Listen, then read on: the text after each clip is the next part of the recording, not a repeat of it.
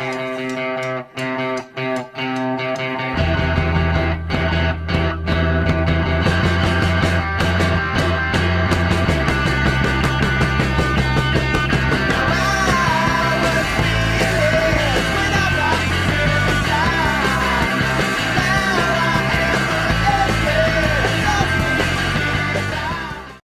good day, my friends. It's your old pal Jordan the Lion. How are you all doing today? I hope you said well. I'm doing well.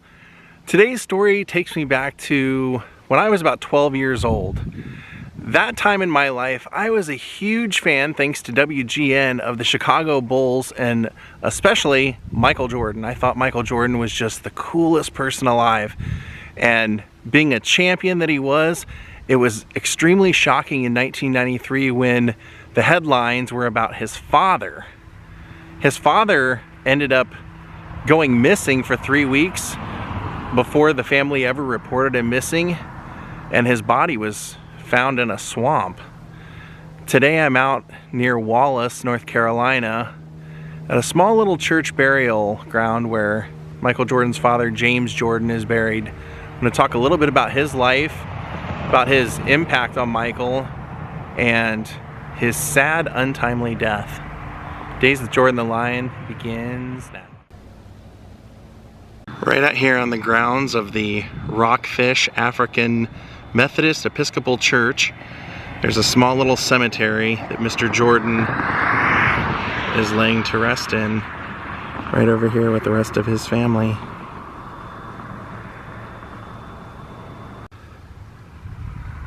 So, kind of scouted this out a little bit ago.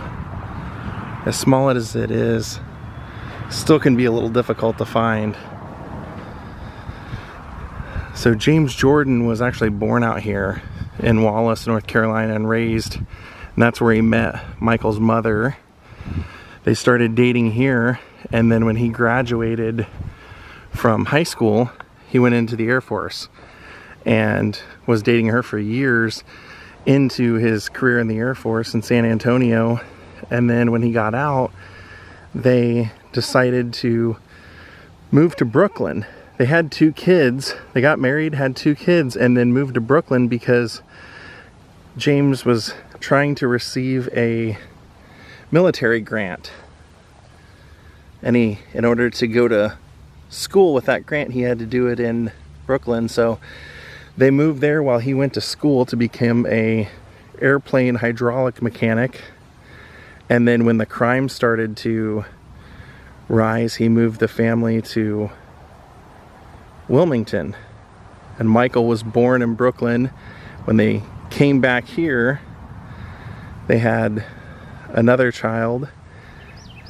These are all his family members. That's William Jordan, Rosa Jordan, Dawson Jordan, and I assume that this would be for his wife.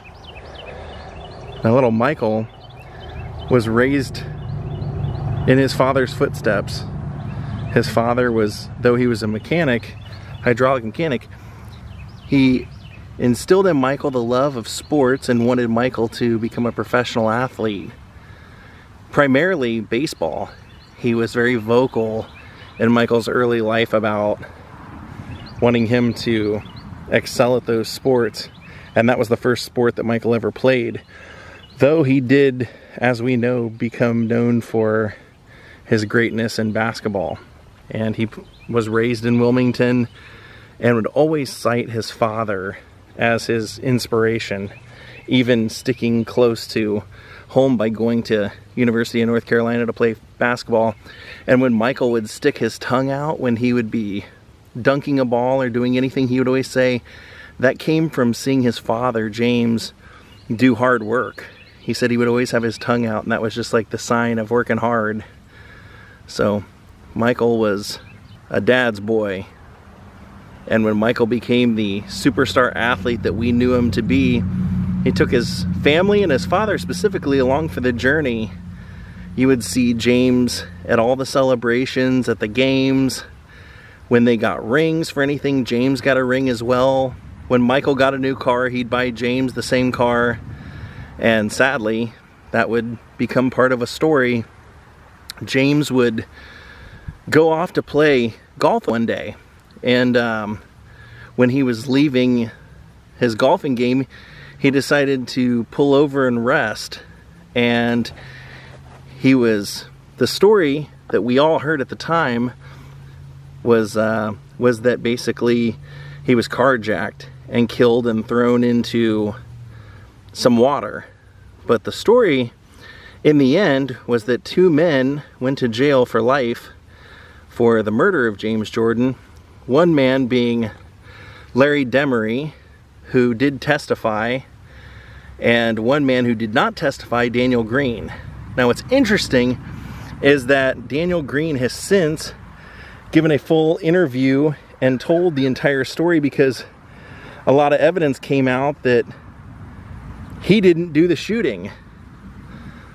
Larry had said that it was Daniel who had done the shooting, but basically what Daniel said was that he knew Larry since they were kids, and Larry was involved in drugs, and he asked Daniel to come and kind of back him up on something a couple of times, and since they were boys, he would do it.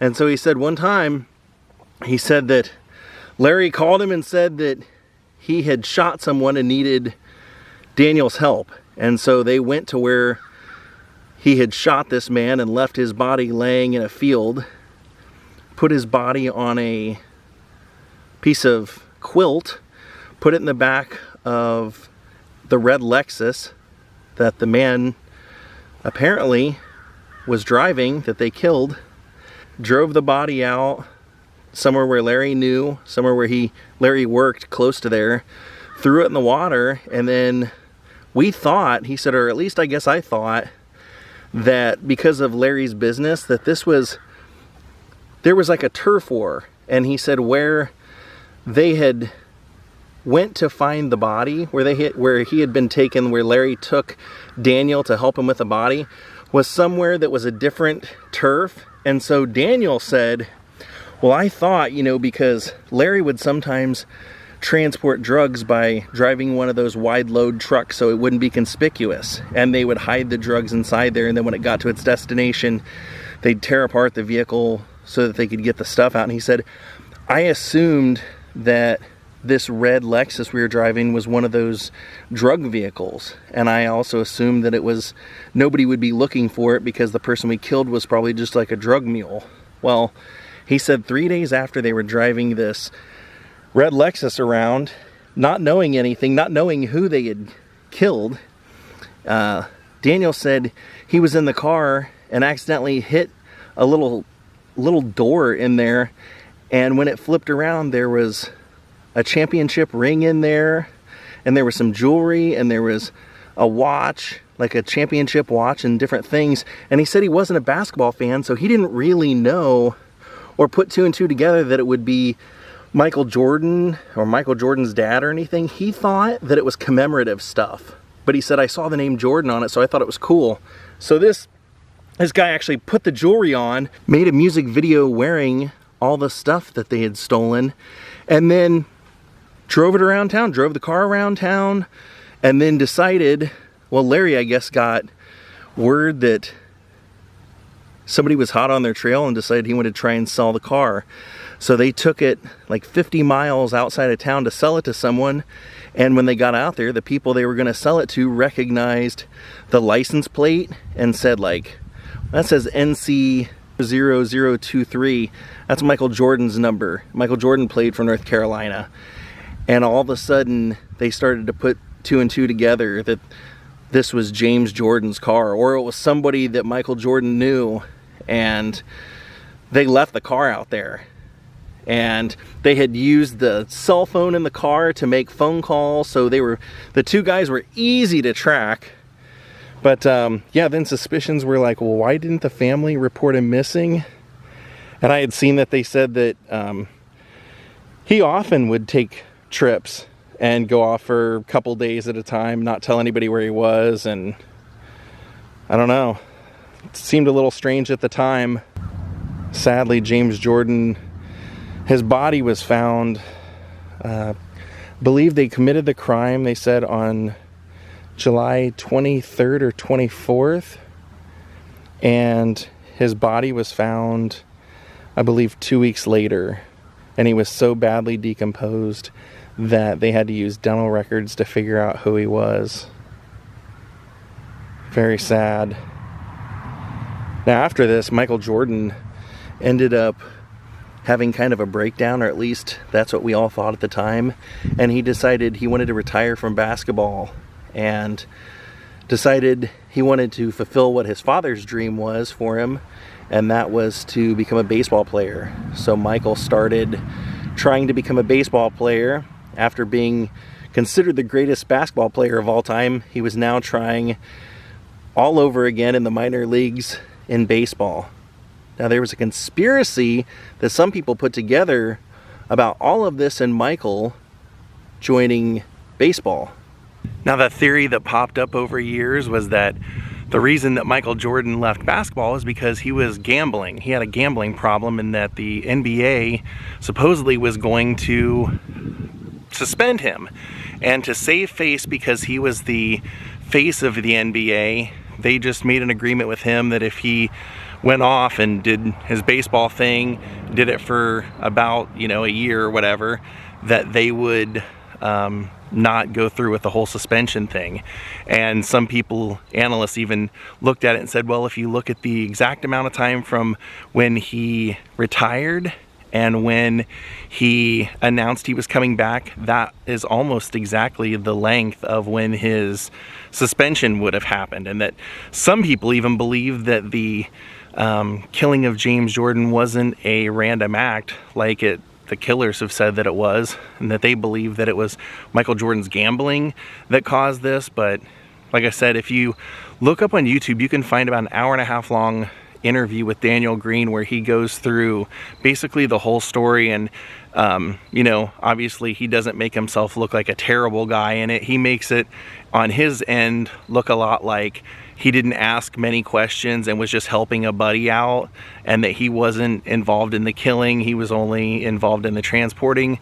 But it's a pretty interesting listen, and it's really sad that James's life ended so early. He wasn't even 60 years old, but he's laying out here with, as I showed you, some other family members for eternity. I kind of doubt that Michael will be buried out here, but it does look like his wife might be buried out here. There's a place sitting right next to him. Well, my friends, we are going to call it a day. I'm glad I got to come out and pay my respects. When this happened, I remember almost feeling like it happened to my dad, because my dad actually died when I was 8. So a couple years before this. But like I said, I was such a big Michael Jordan fan, and knowing what he was going through when his dad was missing, and then when they found out what happened, was just a sad story. And then everything that happened after, where he decided to change the course of his life and follow his dad's dreams in baseball. Hope you guys enjoyed this, and hope you'll look more into the story. Very interesting but sad. Thank you all for watching. Have a great night, and goodbye.